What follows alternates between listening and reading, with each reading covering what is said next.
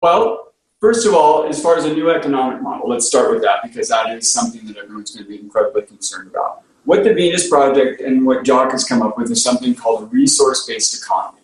And what that means is that you would take an inventory of all of the world's resources, and then we would just share them, if you will, with some equanimity, unlike how they're shared now. That's the beginning thing, is that we need to have a new economic model that takes care of everyone and also takes care of the planet while we're doing, while we're building this. Okay, so the Marxist philosophy is from each according to his ability, to each according to his need. So would you say that Jacques' philosophy was Marxist? No, here's the thing. Buckminster Fuller told us in the 50s that we don't need the labor of every human on earth. If every capable-bodied adult were to work an 8-hour day, a 40-hour week, we wouldn't be able to move in this world. We're so productive. We don't need that. There are so many willing and able-bodied people who are happy to spend some time of their lives engaged in something productive, collaborating with other people. That's clear. People don't have to get a paycheck to go and do that. There is so much volunteerism in this world. So it's based on that model. And the other thing is to take advantage of our technology. Right now, we're not using our technology to our advantage. Our technology is a cumbersome impediment to the ease of our flow of our lives. And so in this instance, we're using the intelligence of the computer, the artificial intelligence we've created, to handle our resource management. Oh, there is lots of sunshine coming over there. We'll put our solar farm where the sun is. There's wind over there. We'll put the turbines where the wind is. Then we will create logical, efficient channels of distribution that make sense. It's not like Marxism according to what he has or what he needs or his ability. We don't even need that. That is for a day and age when we were making things with hammers and nails. We now have extrusion, 3D printing. We have much more sophisticated technology to handle the labor. We don't need to think of creating jobs because we don't need people to do work. And that's the bottom line we're missing. In our current monetary model of profits and corporations, we need built-in obsolescence. We need to hoard. We need to sequester potentially useful things because it's helping keep the profit coming. We need it to keep coming, ever-expanding economy, right? So in this model, those don't exist. In a resource-based economy, those are non-issues. They literally don't exist. And to speak to just a couple of points that Evan just mentioned, Nikola Tesla said, technological advancement that doesn't serve the greater good is not really progress. The things that Marxism, communism, capitalism, all of these systems have in common that the resource-based economy does not, is are all built around the insane idea of unlimited growth, of unlimited need to consume as your measurement of success. That's what's grossly different with the model that Jock and the Venus Project. It's how much can we conserve? It's like how little effort do we need to exert to accomplish thriving? Think of it that way. How little effort do we need to exert to accomplish thriving? How much are we spinning wheels for useless just to keep the profit wheel turning? How many trees are cut down to make how many stacks of paper that will never be read by a human eye? And that is such an important point. That we're wasting so much right now. We're consuming, we're not thinking where this is going to end, and we're so terrified of not existing in this system because it's become our comfort zone that we don't know how to get out of it. And here's a way. And after Jock died, I got into a conversation with a professor of economics in Austria who had been quoted in his obituary in the New York Times, and I found it a little bit distasteful that you're criticizing this guy in his obituary. So I reached out to him, and it started a conversation. One, he had never wanted to have that quote put in Jock's obituary, something somebody grabbed from another article. But he started talking about how Jock was an idealist and blah, blah, blah. And I said, well, what's more idealistic? Telling me that if your existing system could work perfectly if only all of these conditions were met, which have never been met before, never will be met, then your system would operate perfectly. Or the gentleman who's coming up with the idea to say, hey, let's realistically look at our problems. Let's realistically look at how we're going to fulfill our needs. Which is realistic and which is idealistic? It seems like that's much more idealistic than what you're proposing. So the bottom line is he thinks it's idealistic for us to be able to change our outlook and our perspective so drastically that we would get on board with something like a resource-based economy and the type of world that the Venus Project is proposing and showing us is possible. And you know, when we the great thing about our film is Jacques been sharing this stuff for literally 100 years. And he came across very striking. He was very passionate about what he was sharing. He knew he was onto something, whether it was on Larry King or RTTV or Television New Zealand. All of these things are in our film, which showed Jacques all throughout his life. But now you're hearing it from this kindly, your grandfather at 101 on his deathbed, literally crying out, please listen, please listen, please let me move you from these dark ages that you've been in. And as Jacques said, if we don't change, we won't be remembered. There's nothing that's going to be written about this time in human history. So the thing about the Venus Project and what Jacques and Roxanne Meadows, his partner, had accomplished over there is they've designed not only the cities, the mechanisms to build them, but the value system, the education system, the new how we create a new culture. He's shown us how we create a new culture that's not G.I. Joes and Barbies, but Jamies and Kips and Evans and the real world and the trees and the kangaroos and the rabbits. And it's so about that out.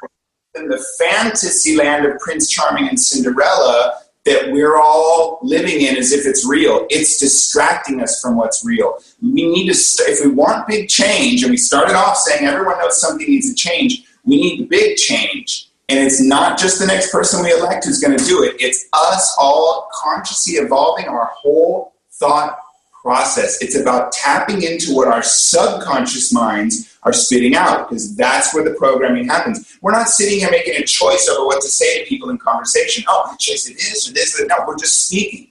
That means it's happening subconsciously. So what was programmed in there is what's creating our perspective, our worldview, our paradigm, our frame of mind, and it's determining what gets spit out. So what we're saying is we need to reprogram that completely by looking at what we say and do and saying, where did that come from? And recognizing that it came from what was programmed in and making a new choice. And they've shown us that we need to evolve our culture and our value system and the way we talk to each other and the way we relate to each other so that we will feel connected. They've even come up with a new word for love at the Venus Project. And I love it. It's so ironic. The Venus Project, Venus is the god of love, but they just happen to be located in a place called Venus, Florida, where the astronomers had a great view of Venus. It's crazy, but there it is. But their word is extensionality. Instead of like, I love you and now I hate you. No, I'm an extension of you. You're an extension of me. We are working together and we can't not be. We're either working against each other and an impediment to flow, or we're helping nurture each other's flow. And that's what they mean by extensional. And it is a beautiful concept, and it takes you that level deeper because it can't go sour. So I have to take a break, and I'm extending my extension to you. All my extensions. And I'll be back with you in a moment on Love Never Dies Radio and Dr. Turndorf's Turn on the Love.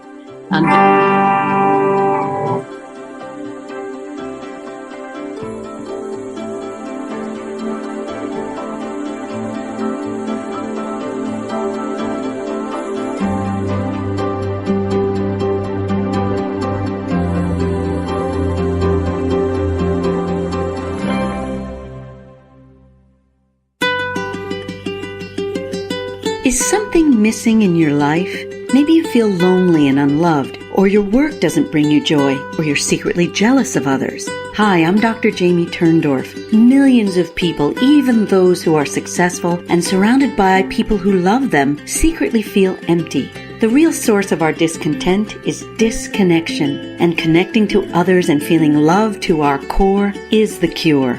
But to really connect, you gotta get naked. And I don't mean dropping trowel. I'm talking about radical emotional nudity, where we expose our deepest self, warts and all. Being seen and loved in this vulnerable place is the key to unlocking the door to self-love, healing, deeply intimate relationships, vibrancy, and joy in every area of your life. Join me August 9th through 11th at 1440 Multiversity in Scotts Valley, California for my only West Coast event this year. To find out more and to register, visit AskDrLove.com/live events. That's AskDrLove.com/live events. See you at 1440 Multiversity.